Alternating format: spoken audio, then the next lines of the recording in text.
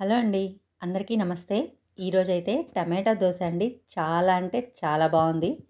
చాలా క్రిస్పీగా కూడా వచ్చింది. మీకు కలర్ చూస్తేనే అర్థమైపోతుంది కదా. ఇందులోకైతే నేను పల్లీ చట్నీ వేసుకున్నాను. మీకు ఇష్టమైన చట్నీతోటి మీరైతే సర్వ్ చేసుకోవచ్చండి. దోస అయితే మాత్రం చాలా క్రిస్పీగా చాలా టేస్టీగా అయితే వచ్చింది. ఒక్కసారి అయితే మీరు కూడా ట్రై చేసి చూడండి. సమ్మర్ కదా, పిల్లలు ఇంట్లోనే ఉంటారు. ఇలాంటివైతే కొత్తగా ట్రై చేసి చూడండి. ఫస్ట్ మిక్సీ జార్లో ఒక 4 టమాటాలు అయితే కడిగి కట్ చేసి వేసుకోండి. అలాగే ఒక ఆనియన్ కూడా కట్ చేసి వేసుకొని కొంచెం వాటర్ తీసుకొని మిక్సీ పట్టుకోవాలి. ఇలా మిక్సీ పట్టుకున్న దాంట్లో ఒక గ్లాసు బియ్యం పిండి వేసుకోవాలండి. అలాగే సగం గ్లాసు గోధుమ పిండి, సగం గ్లాసు శనగపిండి వేసుకొని గ్రైండ్ చేసుకోవాలి. వాటర్ కావాలంటే యాడ్ చేసుకోండి. నేనైతే వాటర్ యాడ్ చేయాలి, సరిపోయింది. టమాటాల్లో వేసుకున్నాం కదా, ఆ వాటరే సరిపోయింది. చాలకపోతే కొంచెం వాటర్ వేసుకొని కలుపుకోండి. అలాగే జార్లో కూడా నీట్గా కొంచెం వాటర్ వేసుకొని నీట్గా అంతా పిండి వేసేసుకున్నాక తగినంత సాల్టు, అలాగే ఒక్క చిటికెడు సోడా ఉప్పు అండి. ఎక్కువైతే వేసుకోకండి. మనం మామూలు దోస పిండిలాగే కలిపేసుకొని దోశలు వేసుకోవడమేనండి.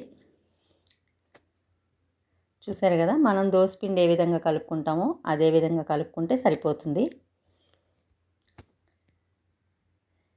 ఇలా పెనం వేడెక్కాక ఇదైతే మాత్రం సిమ్లో కానీ మీడియం ఫ్లేమ్లో కానీ పెట్టుకోవాలండి. టమాటా దోశ లాస్ట్ టైం కూడా వేరే పిండి వేసి ట్రై చేశాను. కొంచెం అయితే మనకు అతుక్కుంటుంది. ఇదైతే అతుక్కోలేదు కానీ స్లోగా లేస్తుందండి. పూర్తిగా క్రిస్పీగా కాలాక మాత్రమే లేస్తుంది. అదైతే మాత్రం చూసుకొని తిప్పుకోండి. సిమ్లో కానీ మీడియం ఫ్లేమ్లో కానీ పెట్టుకొని దోశ పోసాక వదిలేస్తే మనకంతా ఇట్లా ఎర్రగా తెలుస్తుంది కదా, ఆ టైంలో తిప్పుకుంటే కొంచెం నీట్గా వస్తుందండి. ఫస్టే కనుక తిప్పుకుంటే విరిగిపోతుంది. క్రిస్పీగా అయ్యాక మాత్రమే వన్ సైడ్ కాల్చుకొని తీసేసుకుంటే సరిపోతుందండి. చూసారు కదా, చాలా క్రిస్పీగా అయితే వచ్చింది. కొంచెం ఓపిక్గా టైం స్పెండ్ చేసి పోసుకోవాలి. టేస్ట్ మాత్రం చాలా బాగుందండి. ఒకసారి అయితే ట్రై చేసి చూడండి. ఎలా వచ్చిందనేది అయితే కామెంట్ చేయండి.